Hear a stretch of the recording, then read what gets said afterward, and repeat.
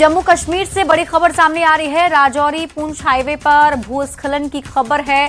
NH 144A पर सड़क पर भारी मलबा गिर गया है। मलबा हटाने का काम तेजी से जारी है। यातायात बहाली के लिए काम जारी है। 19 जुलाई की बाढ़ के बाद हालात बिगड़े हैं। जम्मू कश्मीर में 19 जुलाई को अचानक बाढ़ के बाद Rajouri Poonch national highway NH 144A पर कई जगह भूस्खलन हुआ है। हाईवे पर बड़ी मात्रा में मलबा जमा होने से यातायात प्रभावित हुआ।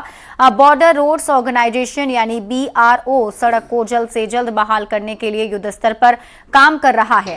BRO की टीमें मलबा हटाने और यातायात को सुचारू बनाने में जुटी हैं। खराब मौसम और चुनौतीपूर्ण हालात के बावजूद हाईवे बहाली का काम तेजी से जारी है। और अब बात अरुणाचल प्रदेश की, जहां भारी बारिश के कारण दो अलग अलग हादसों में बड़ा नुकसान हुआ है। अपर सुबनसिरी में सड़क निर्माण की जगह पर लैंडस्लाइड से 4 लोगों की मौत हो गई, जबकि दिबांग वैली में अचानक आई बाढ़ से सेना के 2 शेल्टर बह गए और 5 जवान लापता हो गए हैं। दोनों घटनाओं में बड़े पैमाने पर खोज और बचाव अभियान चलाया जा रहा है।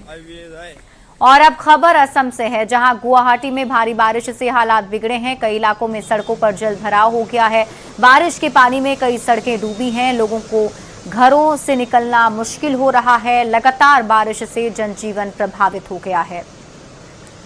पश्चिमी सिक्किम के ग्यालसिंग में लगातार हो रहे भूस्खलन से हालात गंभीर बने हुए हैं। रिम्बी और सिंगली ताम इलाकों में लैंडस्लाइड का सिलसिला जारी है। भारी मलबा जमा होने के कारण इलाके में आवाजाही प्रभावित हुई है। अधिकारियों के मुताबिक रिम्बी में करीब 30 और सिंगली ताम में 8 घर प्रभावित हुए हैं। ऐसे में 150 से ज्यादा लोगों की सुरक्षा को लेकर चिंता बढ़ गई है।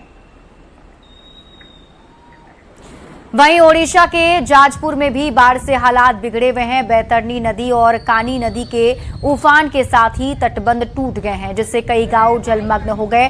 तरपदा और कसापा पंचायत के कई इलाकों में बाढ़ का पानी फैल गया है, जिससे सैकड़ों परिवारों का जनजीवन प्रभावित हुआ है। और अब बात कश्मीर घाटी की करते हैं, जहां हर साल मौसम की मार और प्राकृतिक आपदाओं के चलते बागवानी और फल उद्योग को भारी नुकसान उठाना पड़ रहा है।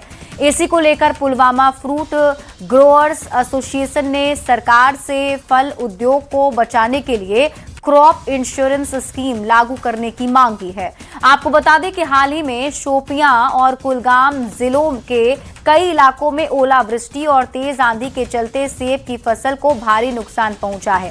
लोगों ने सरकार से ये मांग की है कि प्रभावित किसानों के लिए क्रॉप इंश्योरेंस योजना लागू की जाए और उनके KCC कर्ज को भी माफ किया जाए। के बारे में आप सीरियस हो जाए, क्योंकि ये कश्मीर की कश्मीर इकॉनमी की बैकबोन है।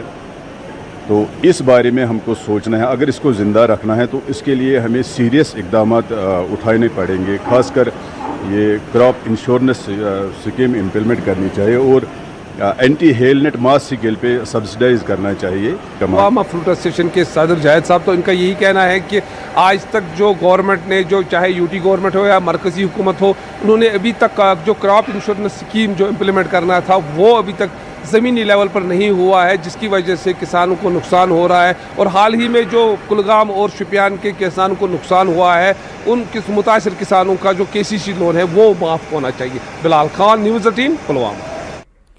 वहीं शोपियां में क्रॉप इंश्योरेंस योजना लागू नहीं किए जाने को लेकर किसानों ने प्रदर्शन भी किया। प्रदर्शनकारियों ने नेशनल कॉन्फ्रेंस सरकार पर फल उत्पादकों की समस्याओं को नजरअंदाज करने का आरोप लगाया और जल्द से जल्द फसल बीमा लागू करने की मांग की। किसानों का कहना है कि हर साल मौसम की मार और प्राकृतिक आपदाओं के कारण फसलों को भारी नुकसान होता है, लेकिन नुकसान की भरपाई के लिए पर्याप्त सुरक्षा व्यवस्था नहीं है। प्रदर्शन के दौरान पुलिस ने कार्रवाई करते हुए कई प्रदर्शनकारियों को हिरासत में भी लिया। किसानों ने सरकार से फसल बीमा योजना लागू करने और प्रभावित किसानों को राहत देने की मांग की है।